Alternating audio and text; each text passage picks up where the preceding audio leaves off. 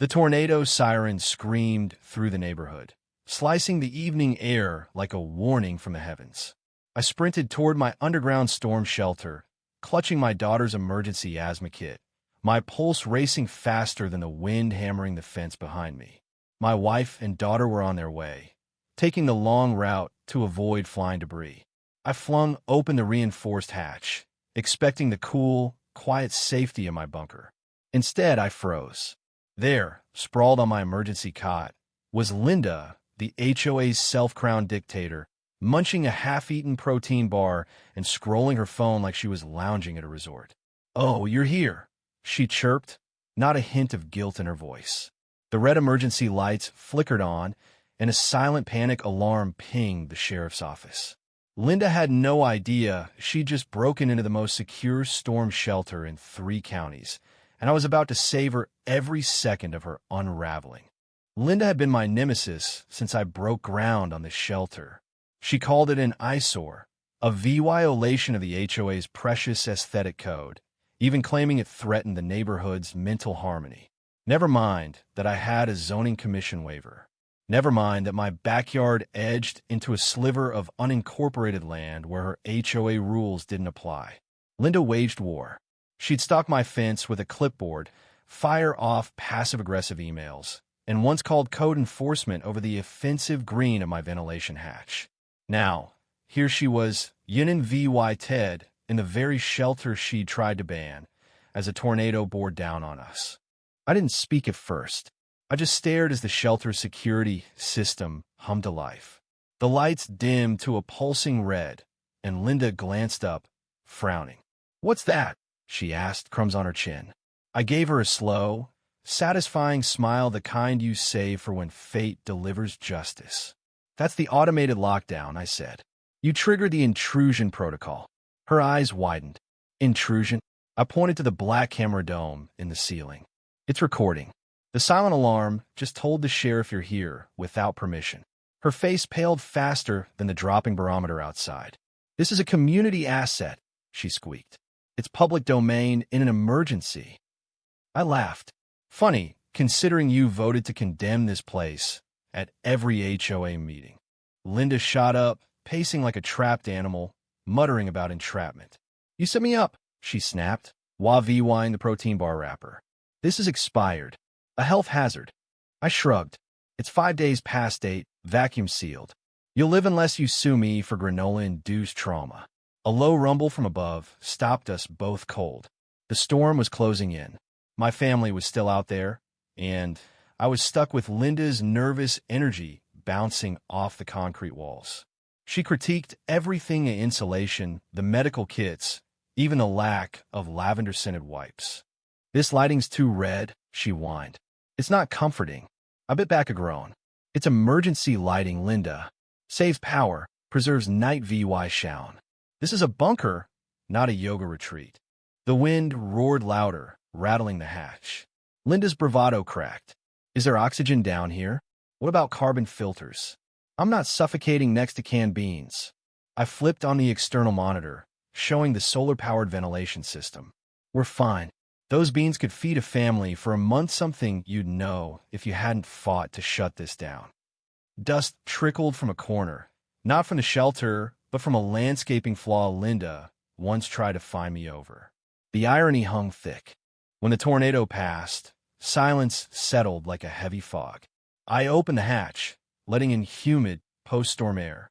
"Sheriff's probably here," I said. Linda grabbed my arm. "You're not pressing charges, are you?" I smirked. The shelter did that for me.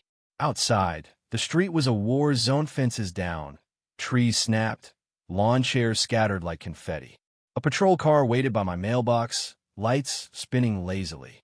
Deputy Sarah, who I knew from the preparedness committee, eyed Linda climbing out behind me. "Got a report of forced entry," she said, holding up a tablet. The VY Deo showed Linda prying open the hatch with a crowbar, muttering about beating the rush. Linda went ghost white. "That's edited," she cried. Sarah didn't flinch. "It's tamper-proof. You're lucky you didn't trigger the ink-based flood suppression. You'd be blue right now." I chimed in, "Non-toxic biodegradable ink." Not flattering, though. Linda stumbled home, clutching her phone like it could save her from the shame. My wife and daughter arrived soon after, safe but shaken. "Did you see her face?" my wife whispered. "Caught it all on camera," I said. She thought she found a hideout. Didn't know it was a trap for trespassers. My daughter giggled. "Is she in trouble?" I ruffled her hair. "Sweetie, she broke into a storm shelter and tripped a panic alarm. She's not just in trouble, she's meeting karma with a vengeance." A week later, Linda didn't back down. Instead, she doubled down with a new HOA letter accusing me of denying equal access to emergency resources, citing some obscure rule about shared amenities. They threatened $200 daily fines and a voting ban until I made the shelter public or tore it down. It was laughable, but spiteful. My cousin Mark, a lawyer, read it and grinned. "This is retaliation. She's abusing her power." He drafted a countersuit, arguing the HOA had no claim over private property, especially outside their jurisdiction.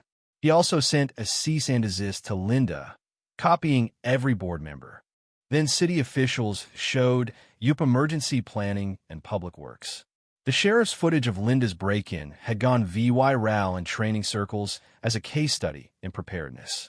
They toured the shelter, marveling at the blueprints, panic alarm, solar ventilation, and my DIY oxygen recycler. Teresa, one official, said, "If every neighborhood had this, we'd cut disaster injuries in half." That night, the city offered a grant to replicate my design elsewhere. Linda, predictably, caught wind and pitched her own storm wellness pod at the next HOA meeting, complete with aromatherapy and positive energy architecture. A board member asked if it'd have food or water. Linda waved it off. "Sir VY Val stuff creates anxiety. We need peace chambers." The plan was shot down unanimously, and Linda's public letter accusing me of DVYing the community only fueled the backlash. Neighbors roasted her online. "I'll take a bunker over a lavender candle in a 150 miles per hour wind." Linda's stunts escalated. She forged a work order in my name to upgrade the shelter, but the contractor caught the tampered signature. Mark added forgery to our legal folder. She filed false complaints, livestock in my bunker, an illegal dwelling, expired rations. The city traced the calls to a burner phone bought by Linda, caught on store cameras in her signature sun hat. A restraining order followed, barring her from my property. Meanwhile, a recall petition against her gained steam. Neighbors signed, fed up with her history of finding flags or Halloween decorations. At an emergency HOA meeting, the community center brimmed with fed-up residents. Linda's speech claiming she was misunderstood fell flat. When she blamed us for mob thinking, I stood calmly. I recounted her break-in, forgery, and harassment. "We deserve safety, not sabotage," I said. The room erupted. A vote removed her with 92 fan tram support. She stormed out, Leah VY-ing her chair, empty, a symbol of her lost grip. The neighborhood exhaled. Block parties sprang up, free of HOA memos. Kids drew chalk art without fear of graffiti fines. The city grant launched a pilot program, and I spoke at a FEMA conference, sharing our story of resilience over resistance. I installed a biometric access system, granting shelter entry to trained family yes-no more crowbars. A plaque went up, built to protect, strengthened by unity, powered by people, not politics. One night, the new cameras caught a figure in a hoodie with a keycard. The biometric scanner flashed red, triggering a barking alarm and my pre-recorded voice. Unauthorized access detected. Authorities notified. The figure tripped and fled, rhinestone sneakers glinting. I filed a report, but Linda's power was gone. Her house sold, and she vanished. Rumors said she ran for another HOA or joined a therapy group for fallen micromanagers. I didn't care. Our community thrived, bonded by shared purpose. The shelter, once my family's refuge, became a beacon of what happens when you stand firm against storms, natural or human. So what do you think? Was Linda a misguided control freak or a calculated VY lane? Should I have pressed charges harder or let karma do the work? Could our neighborhood have united without her chaos? Drop your thoughts below. Hit that like button if you felt the drama, and subscribe for more stories where justice hits like a tornado.